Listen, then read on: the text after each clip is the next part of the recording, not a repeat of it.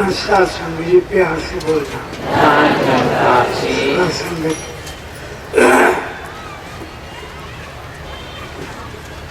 बाबा अवतार सिंह जी महाराज जिन्होंने इस अवतार वाणी की रचना की, वो स्वयं एक मेहनती श्रमिक आदमी था। और हमें बताया जाता है कि बाबा अवतार सिंह जी महाराज कुली पर काम करते थे। ये बात सुन के थोड़ा नंगारी परिवार हो सकता है परेशान हो, लेकिन हमारे लिए ये परेशानी का कारण नहीं है, क्योंकि हमारे महापुरुषों ने दसनों की कृत को सबसे ऊंची कृत मानी है। बाबा बूटा सिंह जी जिन्होंने इस मिशन की नींव रखी, वो स्वयं भी मेहनती और श्रमिक महात्मा थे। बाबा अवतार सिंह जी का मैं भी जिक्र कर रहा हूँ कि उन्होंने भी लगातार मेहनत का काम किया।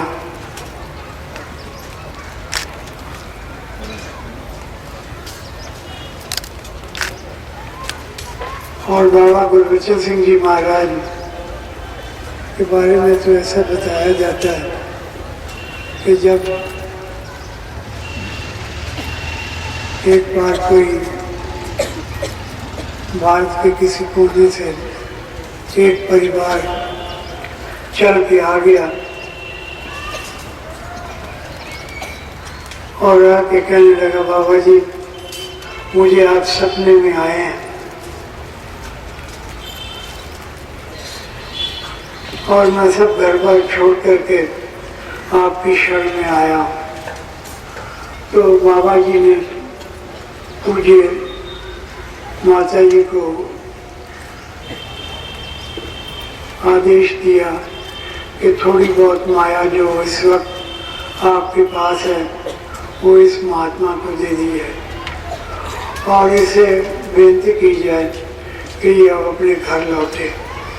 पहले तो मैंने सपने में कुछ कहा, अब मैं जागते हुए कह रहा हूँ कि जाओ अपनी मेहनत करो, मेहनत करके अपनी रोजी रोटी कमाओ और इस समाज में बोझ मत बनो। और इस तरह आपने बाबा हरदेव सिंह जी महाराज को बचपन से ही देखा, आपने सुना उस महात्मा ने अपनी जिम्मेवारियों को निभाने में कभी कोई कुशलताई नहीं बरती, ईमानदारी से अपने कर्तव्यों का निर्वाह किया। तो जिस परंपरा का हमने निर्वाह किया वो गृहस्थी परंपरा है और हमें बताया गया कि गृहस्थ में जो रहे उदास तो नानक खाओ साका जात। तो हमारे जीवन के अंदर यात्रा ही कर्म की ओर है। महात्माओं ने हमें बताया कि कर्म निवाधिकारस्ते वहाँ परेशु के रचन, कर्म करते हुए जीने की 100 वर्ष कामना करो, जीवे श्रद्धा शतम 100 वर्ष जीने की कामना करो और मेहनत करके अपने परिवार का पालन पोषण करो। इस तरह उन महात्माओं ने हमें और भी बात बताई कि हमारे देश में एक महात्मा हुए, अगर आपको थोड़ा सा भी ध्यान हो, पूज्य भाई साहब नरेंद्र सिंह जी IAS ने बड़े अजब से एक बात कही कि हम कई बार जाने अनजाने रास्ते से भटक जाते हैं, लेकिन महात्माओं ने हमें कहा कि हमें अपने रास्ते पर चलने हुए कभी भटकना नहीं चाहिए, अपने कर्म क्षेत्र को छोड़कर भटकने की कोई कोशिश नहीं होनी चाहिए। तो इन महात्माओं ने हमें बताया कि महात्मा नारायण जी हमारे देश का एक महान ऋषि महात्मा हुआ, लेकिन उनके बारे में कुछ गलतफहमियाँ फैला दी गई और लोगों ने ऐसा मान लिया कि नारद ने जीने की कला नहीं सिखाई। लेकिन अगर ध्यान से देखा जाए तो नारद ने हमें जीने की कला सिखाई। और जहाँ कहीं भी जाते बड़े प्यार से एक बात कहते, भज मन नारायण, भज मन नारायण, भज मन नारायण। ये ध्वनि लगाते, जगह जगह पर यही आवाज़ देते कि मालिक की याद करो, मालिक का ध्यान करो, मालिक के साथ नाता जोड़ो। और उन्होंने आवाज़ दी तो कुछ लोगों ने ऐसा चर्चा भी किया कि नारद हमारे देश के अंदर बहुत बड़े बड़े विद्वान हुए हैं, उन्होंने ईश्वर के अनेकों गुणों को ध्यान में रखकर ईश्वर के अनंत गुणों का ध्यान करते हुए ईश्वर के अनंत नाम रखने की कोशिश की। और हमने देखा कि महात्मा नारद ने जब ये कहा कि भज मन नारायण, तो परेशान थे लोग कि ओम शब्द हमारे देश की एक संपत्ति है, ओमकार एक हमारी बहुत बड़ी संपत्ति है, तो तुमने ये कौन सा शब्द ईजाद किया है, किसकी खोज की है, एक नए शब्द का तुमने सृजन किया, खोज की। तो महात्मा नारद ने कहा मैंने कोई ईजाद नहीं किया, मैं तो ये समझता हूँ कि नर कहते हैं चेतन को, नारा कहते हैं जड़ चेतन को, अयन कहते हैं घर को। नारायण का मतलब है जो जड़ चेतन का घर है, जिसमें परमात्मा का अस्तित्व विद्यमान है। ये परमात्मा चारों तरफ अस्तित्व टोटलिटी समग्रता मौजूद है। मुझे भाई साहब नरेंद्र सिंह जी ने उसे पूरे विस्तार के साथ आपको इसकी खबर दी, लेकिन मैं एक कदम थोड़ा सा दाएं बाएं हटने की कोशिश कर रहा हूँ कि एक है प्राप्ति, एक प्राप्ति को मेंटेन करना, अपने जीवन के अंदर उन मूल्यों का धारण करना। तो महात्माओं ने हमें धारण करने के लिए कुछ बातें बताई।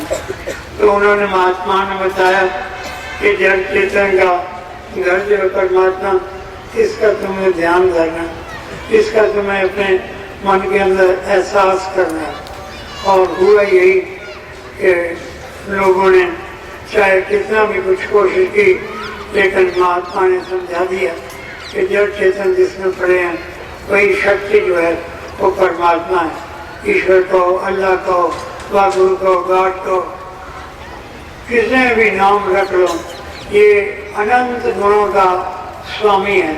और इस अनंत गुणों के स्वामी को हम अनंत नामों से पुकारते हैं। अभी भी हमने सुना कि अल्लाह का है, वागुरु का है, गॉड का है, ईश्वर का है, इससे कोई फर्क नहीं पड़ता है। हमें समझना ये है कि ये अस्तित्व जो है, ये टोटलिटी जो है, ये समग्रता जो है, इसके अंदर हम बैठे हैं। आगे पीछे, ऊपर नीचे, दाएं बाएं, ऊपर नीचे ये मौजूद है। इस ताकत का हमने एहसास करना, लेकिन एहसास करने के साथ जीवन की कुछ चर्या है, जीवन को चलने का एक ढंग है। जब तक हम उस जीवन को उस तरह जिएंगे नहीं तो वो प्राप्ति भी किसी वक्त हमसे छिन जाएगी। तो महात्माओं ने हमें बताया कि यहाँ अवतार वाणी का एक शब्द है, आप जरा ध्यान से सुनेंगे। यहाँ एक चर्चा की गई सेवक की, एक चर्चा की गई गुरसिक की, एक सेवक की, एक भक्त की, एक अनन्य भक्त की चर्चा की गई और बताया गया कि अगर तुमने जीवन के सही मानों को अर्थ समझना है तो आपको ये कर्म करने पड़ेंगे। तो मैं बड़े कदर के साथ पूज्य नरेंद्र सिंह जी की बात को आगे बढ़ाते हुए ये निवेदन करना चाहता हूँ कि इसकी प्राप्ति के लिए तो ज्ञान का ही जरूरत है, और प्राप्ति के बाद इन ज्ञानकारों की संगति परम आवश्यक है।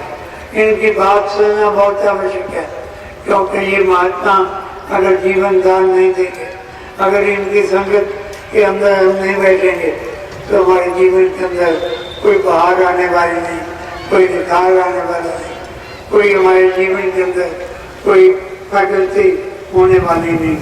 तो मैं आपसे आज प्यार से एक निवेदन करना चाहता हूँ कि महात्माओं ने हमें बताया कि सेवक का जरा ध्यान देखो। सेवक उस महात्मा को कहा जाता है जो सेवादार है, जो सबके हित की बात सोचता है, जो सबके भले की बात सोचता है, जो सबके कल्याण के लिए कर्म करता है। महात्मा तुलसीदास जी ने बहुत प्यार से एक बात कही कि पवित्र सर्व तैर नहीं गाई, पर पीड़ा सम नहीं अजमाई, कि दूसरे का भला करने जैसा कोई धर्म नहीं है और दूसरे का अहित, दूसरे का अनिष्ट, दूसरे के नुकसान करने जैसा कोई घोर पाप नहीं है। तो महात्माओं ने हमें बताया कि हमें जीवन जीना है और मालिक के हुक्म का, गुरु के हुक्म का हमने पालन करना है। तो आज पहली बार आप सब महात्मा जो यहाँ पर बैठे हैं तो जरूर अपने मन में ये बात बिठा के जाएं कि हम जितने भी यहाँ बैठे हैं हम किसी आदेश के तहत काम कर रहे हैं और हमसे उम्मीद की गई कि हम अपने गुरु के आदेश का पालन करें। जो गुरु ने हमारे लिए मूल्य निर्धारित किए, जो हमें जीने की कला सिखाई, जो जीने का ढंग सिखाया, वो हमें कर्म करने पड़ेंगे। और पहला कर्म ये कहा गया कि हमें गुरु के आदेशों का पालन करना पड़ेगा। अगर आप थोड़ा सा भी ध्यान लगाएंगे तो आपको निरंकारी मिशन का जो प्यारा दिया जा रहा है उसमें कहा जा रहा है कि अगर हम गुरु के आदेशों का पालन करेंगे तो ही हम सच्चे गुरसिख हैं, तभी हम एक गुरसिख आनंद भक्त हैं, तभी हम सेवादार हैं, सेवक धर्म का तभी हम पालन कर रहे हैं। अगर हम इस दायित्व को, इस जिम्मेवारी को निभाएंगे तो पहली जिम्मेवारी हम पर आयत दी गई, पहली जिम्मेवारी जो हमारे कंधों पर डाली गई वो ये है कि आज हमें महात्माओं के आदेशों का पालन करना पड़ेगा। जो समय समय पर महात्माओं ने हमें कहा वो हमें गर्व करने पड़ेंगे। उन्होंने बताया गया कि किस तरह हम अपने अपने कर्तव्यों का पालन करें।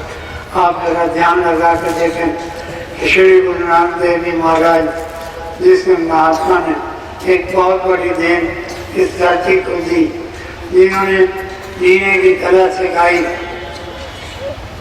उन्होंने हमें कहा गया कि गृहस्थ में जो रहे उदास कौन आने कौन था दास। मैं गृहस्थी महात्माओं का दास बन के रहता हूँ, इसलिए रहता हूँ क्योंकि ये जीवन को किसी का बोझा नहीं डालते, किसी का बोझ बन के जीने की कोशिश नहीं करते, हमेशा ये संसार के कल्याण के लिए काम करते हैं।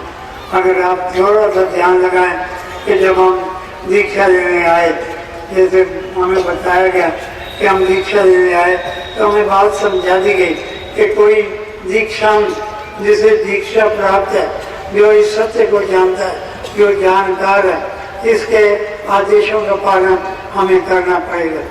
तो आदेशों का पालन करने के लिए हमें कदम उठाने पड़े और बताया गया कि हमारे पास 3 कदम है।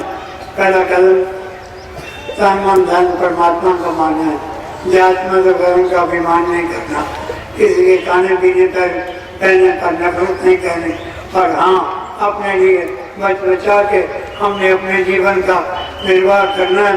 और नशीले पदार्थों का मतलब नशे की भोग जो वस्तुएं, चाहे धन है, चाहे दौलत है, चाहे इज्जत है, चाहे पदवी है, ये इसका सहारा जो लेते हैं वो भी नशीले पदार्थों का सेवन करते हैं।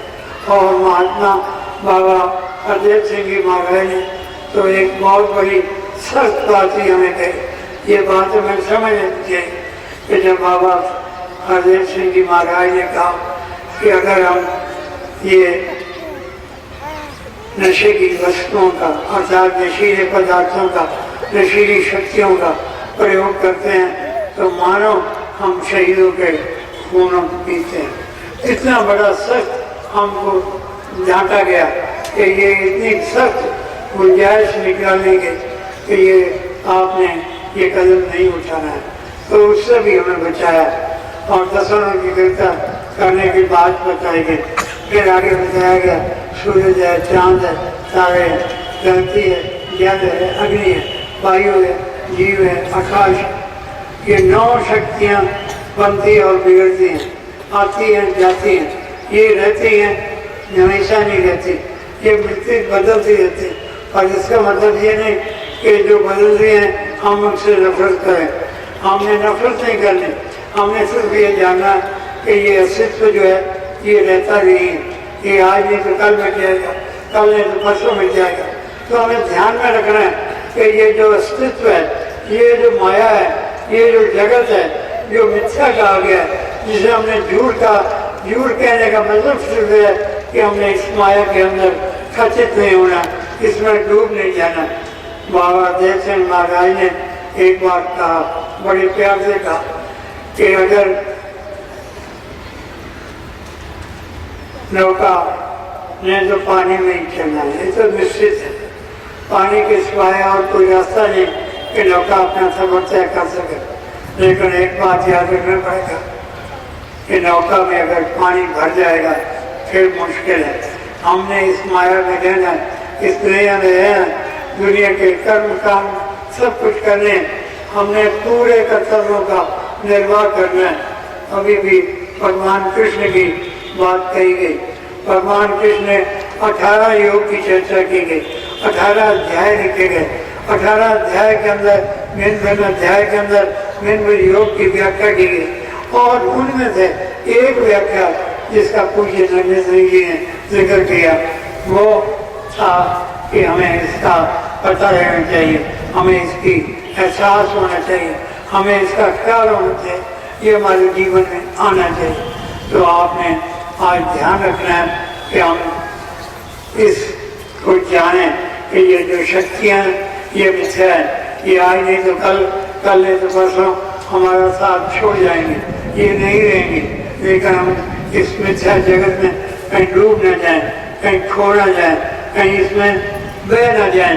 महात्मा ने यहाँ तक कहा है कि रब ने हाजिर नाजर तकना इस तो वटा तैरना संत जना की सेवा पाइयों कोई उत्तम कर्म नहीं। तो महात्माओं ने हमें बड़े प्यार से जगाया कि बच्चे तुम अपना चेतन हो, तुम्हें अपने कर्तव्यों का निर्वाह करना है और अपने अपने फर्जों को अदा करना है। और आज हम महसूस कर रहे हैं कि बाल बच्चों वाले बैठे हैं, बाल बच्चे लिए बैठे हैं, गृहस्थी जीव है, दसों की फिक्र करने वाले सारे पिताएं बहन भाई बैठे हैं। तो आज हमें अपने कर्तव्यों का पालन करना है और इसी तरह हमें कहा गया सेवा है, सेवा है, सत्संग है, ये कर्म तुम्हें करने पड़ेंगे। इसके बगैर तुम्हें जीवन के अंदर निखार नहीं आएगा, बाहर नहीं आएगी। ये जीवन के अंदर जो उजाला है ये नहीं आएगा। ये उजाला लाने के लिए हमें ह्यूमन वैल्यूज, हमें मानवीय मूल्यों को अपनाना पड़ेगा। अगर ये मानवीय मूल्यों को अपने जीवन में हम अपनाते नहीं हैं तो ठीक है, हमने इस एहसास को तो हमने प्राप्त कर लिया।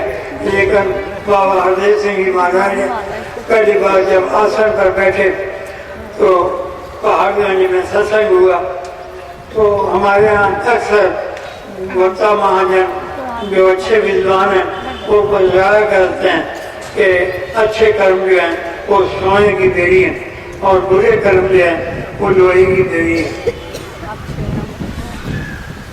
उन्होंने बताया कि ठीक है, एक के बाद टिकट है, वो टिकट वाला आएगा, टीटी आएगा, पूछेगा, वो टिकट दिखा देंगे। टीटी को कोई हिम्मत नहीं कि वो उनको कुछ कह पाए। लेकिन बाबा हरदेव सिंह जी महाराज ने एक बात हमें समझाई कि ठीक है, टीटी तो मैं कुछ नहीं कहेगा, लेकिन अगर कोई जंजीर खींच देता है, गाड़ी खड़ी हो जाती है और हमारा मिसबिहेवियर, मिसकंडक्ट उसके सामने आता है। किसी का अटैची उठाया, किसी पैसे उठाए हैं, किसी का पर्स उठा लिया, किसी के साथ किसी की सीट लेकर हम उस पर धड़ाम से सो गए। इस तरह करने वाले को हो सकता है कि जेल के दरवाजे देखने पड़े और उसे जाना पड़े। वो ठीक है, टीटी कुछ नहीं कहेगा, लेकिन जो पुलिस है वो उस पर कोई ना कोई अपना कानून का बात करेगी। तो आज हमने ध्यान रखना कि बाबा अटल सिंह जी महाराज ने हमें बताया कि हमने जीवन को सुंदर जीवन बनाना, स्पष्ट जीवन जीना है। और पहली बात जो बताई आज जो यहाँ पर आपने सुनी कि बाबा अवतार सिंह जी महाराज हमसे उम्मीद कर रहे हैं कि हम महात्माओं के वचनों को पालन करेंगे। जो भी मालिक ने कहा, जो महात्माओं ने कहा, जो उन्होंने जीने की कला हमको सिखाई, उनकी बात हमने अपने जहन में बिठानी है और अपने कर्तव्यों का निर्वाह करना है, अपनी जिम्मेदारियों को पूरी तरह निभाने में तत्पर रहना है और सजग जागरूक होकर जीना है। भक्ति ठीक है, हम कह सकते हैं बड़े जोर से कि भक्ति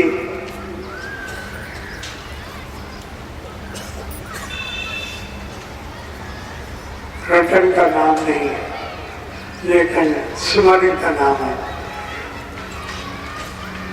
तो हमें याद रखना है कि ये महात्मा ने हमें कहा, तो इन महात्माओं की आवाज़ को सुने कि हम कभी कोई ऐसा कदम ना उठाएं जहाँ से हम अपने रास्ते से भटक जाएं।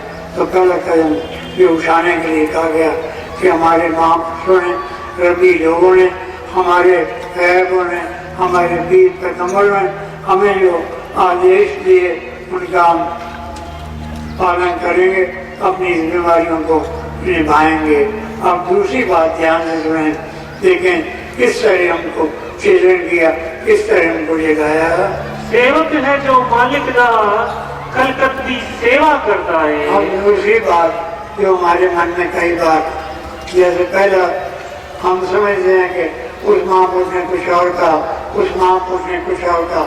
नहीं, सत्य जो होता है वो 3 काल सत्य होता है, हाल सत्य, जुगाल सत्य, है भी सत्य, होशी भी सत्य। ये 3 काल सच्चाई रहती है, ये कभी मिथ्या नहीं होती। तो इसलिए याद रखना है कि महात्मा लोगों ने हमें जीने की बात सिखाई। हमें ये बात कही गई कि सेवा को दोनों भले, एक संत एक राम।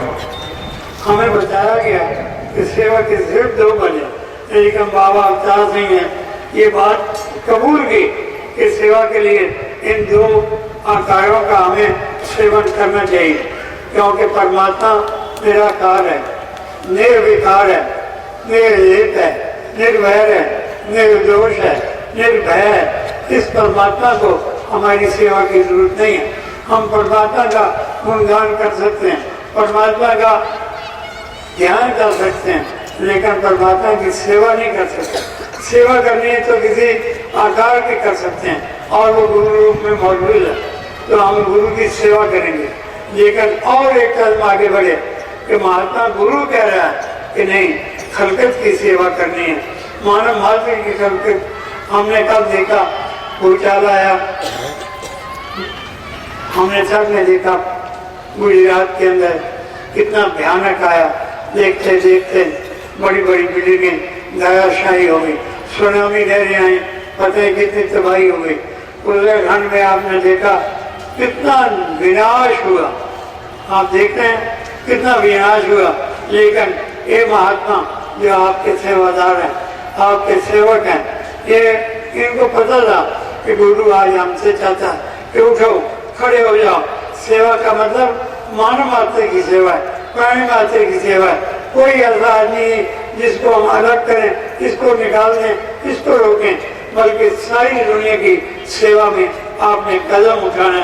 आज आप कितने भी बहन भाई बैठे हैं, ये बात याद रख के जाओ कि हमने मानव मात्र की सेवा करनी, प्राणी मात्र की सेवा करनी, क्योंकि हमें बाबा जी ने कहा, हमारे गुरु ने हमसे कहा है कि खलकत की हमने सेवा करनी है। खलकत का मतलब है खालिक की बनाई हुई रचना, जो भी रूप है, जिस रूप में भी है। अभी हमें बड़े प्यार से समझाया जा रहा है कि अव्वल अल्लाह नूर पाया, कुएं के सब बंदे एक नूर से सब जग उपजा, कौन भले कौन मंदे। और जरा ध्यान से देखो कि सर्वेशाम शांति भवतु, सर्वेशाम स्वस्ति भवतु, सर्वेशाम मंगलम भवतु, सर्वेशाम पूर्णम भवतु, सर्वे भवन्तु सुखिनः, सर्वे सन्तु निरामया, सर्वे भद्राणि पश्यन्तु मा कश्चित् दुःखभाग् भवेत्। सबका भला करो भगवान, सबका सबका विधि हो कल्याण। नानक नाम चढ़ती कला ते बाणे सर्वस्व। ये आवाज हमें उठानी पड़ेगी और इसमें कोई दो राय नहीं कि महात्मा प्राणी मात्र का भला चाहता है। ये कहीं भी खालक को दुखी देकर आराम से, खलकत को दुखी देकर आराम से ही बैठ सकता, खड़ा हो जाता है और मैदान अमल में उतर कर अपनी जिम्मेवारियों का निर्वाह करता है। तो दूसरी बात हमें बताई कि हमने मानव मात्र की, प्राणी मात्र की सेवा करी। ये है ज्ञान के बाद की अवस्था कि जो उसे बन गया, जो खालिक को जान गया, जिसने खालिक के साथ गुरु की कृपा से इस सत्य को जान लिया, उसकी आदेश है कि आपने मानव मात्र की सेवा करनी है। इनकी सेवा करके आशीर्वादें प्राप्त करनी है, आपको जीवन में कोई कमी नहीं देगी। और यही कारण है कि आज बाबा हरदेव सिंह जी महाराज वनस्वी एकत्व की बात कर रहे हैं। आज भी पूज्य भाई साहब निरंजन सिंह जी कल बैठे थे तो कहने लगे कि हमारे महात्माओं ने कमाल कर रखा है, कितने स्टेशन हो जाते हैं सफाई कर देते हैं, कितने जगह है जहाँ सफाई कर देते हैं, कितने टॉयलेट्स हैं सफाई कर देते हैं, कितने वृक्ष हैं वृक्ष रोपण कर देते हैं, कितना ब्लड डोनेशन है, कितना ब्लड डोनेशन दुनिया में किसी संस्था ने आज तक नहीं दिया जितना निरंकारी मिशन ने दिया। लेकिन इनकी चर्चा नहीं होती। मैं कह ये नाम के पुजारी नहीं होते, ये काम के पुजारी हैं और काम कर रहे हैं और दातार के हुक्म के मुताबिक ये मानव मात्र की सेवा कर रहे हैं और सेवा का कोई फल नहीं मांगते, ये निष्काम कर्म करते हैं। तो निष्काम सेवा करके कदम इनके आगे से आगे बढ़ते जाते हैं।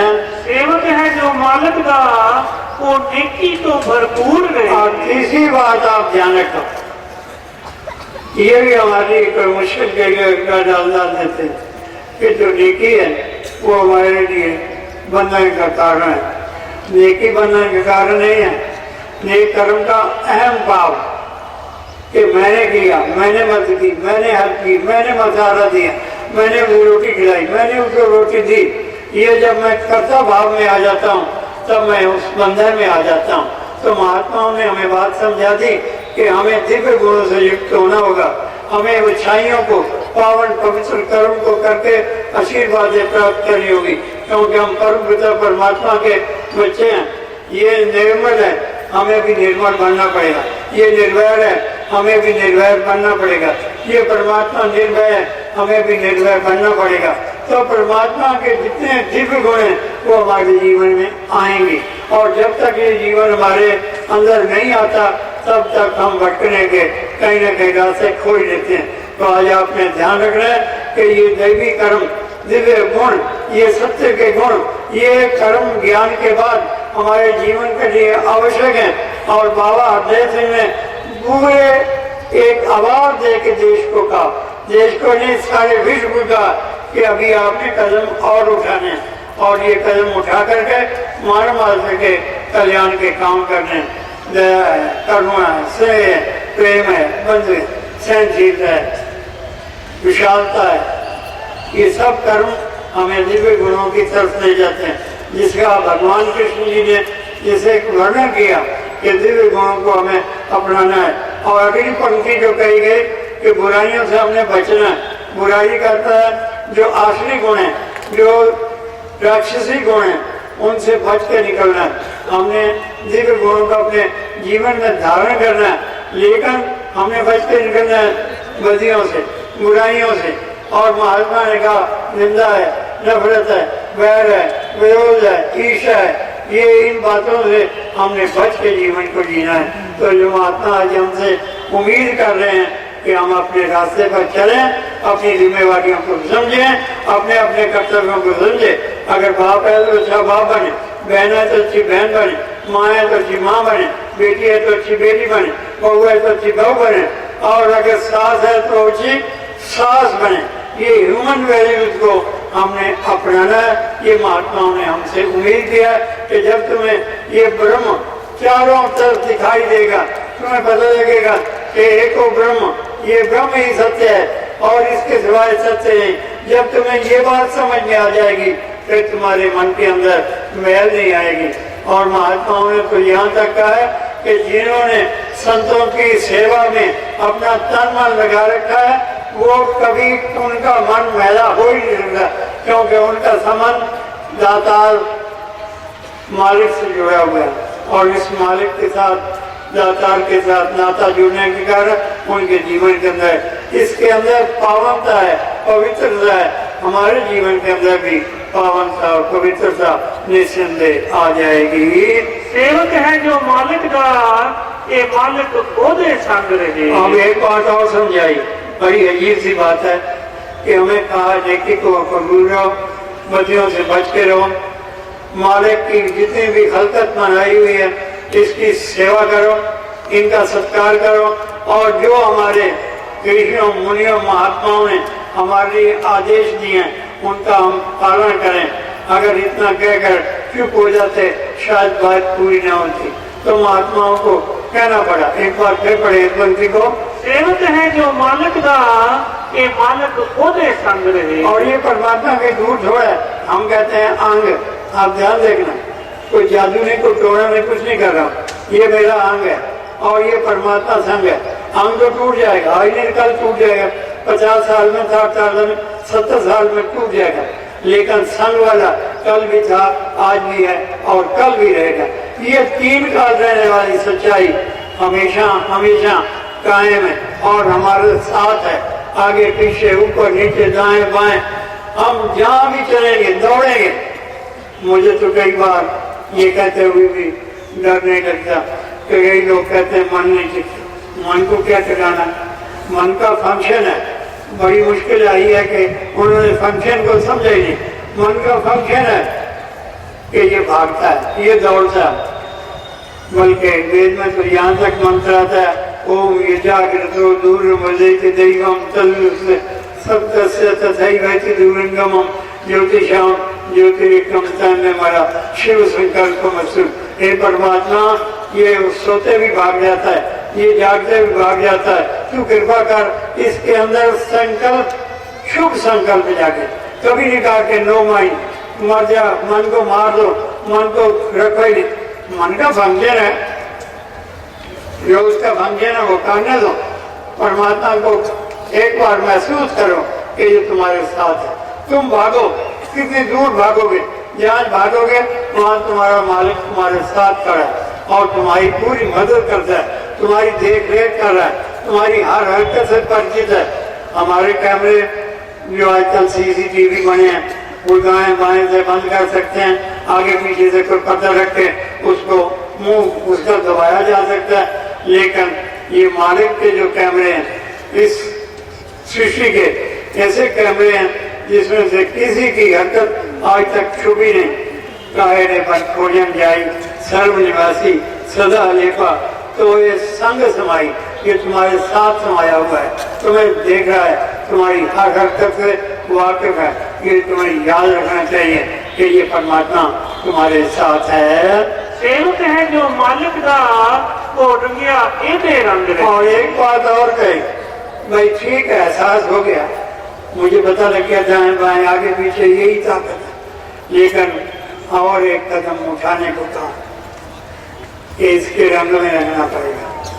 नाम कुमारी नानका चढ़ी रहे दिन रात, ये आपको अवस्था बनानी पड़ेगी। ये महात्माओं ने हमें आदेश दिया कि दिन रात हम इस नशे में चूर रहेंगे, हम इस मालिक के अंदर भरपूर रहेंगे। जो इस मालिक के अंदर डूब जाते हैं वही इस संसार सागर से पार हो जाते हैं। तो आप महात्मा लोगों, इस संसार सागर से पार होने का वाहिद तरीका, एकमात्र तरीका है कि हम परमात्मा के साथ ऐसा ध्यान लगाएं, एक संबंध जोड़ें और इसी की मर्जी में अपनी हंसी को गवा दें और देखें कि हमारे जीवन के अंदर कैसी बहार आती है, कैसा निखार आती है, कैसी हरियाली आती है, कैसी खुशहाली आती है। ये तो इनके बीच में रह करके ही हमें ये बात समझ में आ सकती है। सेवक है जो मालिक दा वो ना मालिक दा जपदा है। अब एक और बात हमारे ध्यान में जो बैठी हुई है, मैंने पहले भी कहा कि कई बार हमें कहा जाता है कि परमात्मा का रटन नहीं कर। अरे बाबा, रटन तो वो है तो जानते नहीं, जो नहीं जानते कि ये परमात्मा है, ये सामने खड़ा, ये कह करके क्या करता है, तू ही निरंकार, मैं तेरी शरणा बहनों बख्श। ये रटन नहीं है, ये सिमरन है। ये याद किया कि मेरे सामने, मेरे पीछे, मेरे दाएं, मेरे ऊपर, ये मालिक मेरे साथ मौजूद है। और जिन्होंने इस रंग के अंदर अपने आप को रंग लिया है, वो इसका सिमरण करते हैं, इसकी याद करते हैं। इसीलिए बाबा अजय सिंह जी महाराज ने ताकीद की, हमें पूरी चेतावनी देके कहा कि उठते बैठते सोते जागते, उठे तो बैठे सोवत ध्याइए, मार्ग चलत हरे हर गाइए। तो इस मालिक का हमने ध्यान रखना है, उठते बैठते सोते जागते इसका स्मरण करना है, इसकी याद करनी है। सेवक है जो मालिक दा ये पट दोस्ती रखता और आश्वासन दिलाया, विश्वास कितना बड़ा दिलवाया कि घबराते क्यों, तुम्हारी इज्जत आबरू को लुटने नहीं देगा, ये तुम्हारे पास खड़ा है, तुम्हारी हर को जानता है, लेकिन ये पर्दा डाल देगा। जहाँ कहीं भी हुक चूक हो गई, कहीं बुराई हो गई, ये पर्दा डाल देगा और पर्दा डालकर तुम्हारे सब गुनाहों को बख्श देगा। इसीलिए हम कहते हैं, तू ही निरंकार, मैं तेरी शरणा मैनो बख्श। हमारे मुसलमान भाई नमाज पढ़ते हैं, 5 बार नमाज पढ़ते हैं, 5 बार अपने गुनाहों की माफी मांगते हैं। लेकिन निरंकारी परिवार जरा एक कदम और देखो इनको उठाते हुए, ये तो कहते हैं उठत बैठत सोवत ध्याइए, मार्ग चलत हरे हर गाइए। तो उससे बैठते सोते जाके इसका ध्यान करना ही पड़ेगा, इसकी याद करनी पड़ेगी, इसके साथ नाता जोड़ना ही पड़ेगा। और जो जो हमारा इसके साथ नाता जुड़ता जाएगा, त्यों त्यों हमारे जीवन के अंदर बाहर आएगी, निखार आएगा। और ये दातार हमारे अंग संग खड़ा है, हमारी लाज रखेगा, हमारी इज्जत रखेगा, हमारी आबरू रखेगा, हमारी इज्जत को लूटने नहीं देगा। सेवक है जो मालिक दा ना कूके ते फरियाद करे। अब एक बुनियादी बात और कही कि जो भक्त आत्माएं होती हैं, जो मालिक के रंग में रंगी होती हैं, वो मेरे शिकवे नहीं निकालते। मैं बड़ी सेवा की थी, मैं बड़ी मेहनत की थी, मैं दिन रात तेरा नाम जपया, मैं तेरी बड़ी याद की थी, ऐसा कोई गिला शिकवा नहीं निकालता।